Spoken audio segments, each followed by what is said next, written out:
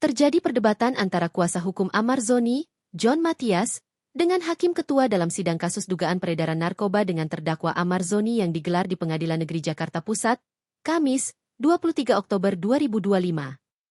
John Mathias tampak ngotot meminta Amar Zoni dihadirkan langsung di ruang persidangan. Di sisi lain, pengadilan telah menetapkan persidangan digelar secara daring, online. Sebagaimana diketahui, dalam persidangan ini Amar Zoni hadir secara virtual dari Lapas Nusa Kambangan. Ini di persidangan ibaratnya sama dengan harimau yang liar. Mana mungkin dia bisa ngomong? Jelas John Mathias di ruang sidang.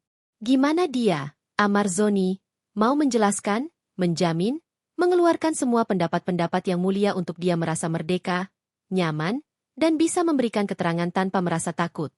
Lanjutnya, menanggapi ini, untuk memastikan kondisi, Hakim Ketua lantas menanyakan kepada Amar Zoni, apakah dirinya merasa ada tekanan atau ancaman di Lapas Nusa Kambangan. Di situ saudara ada rasa ketakutan. Dipaksa atau di sebelah saudara misal ada anggota yang menodong pistol sehingga saudara terpaksa memberikan jawaban? Tanya Hakim Ketua. Tidak ada yang mulia. Cuma kita sekarang harapannya biar dijadikan offline. Biar offline yang mulia, jawab Amar Zoni.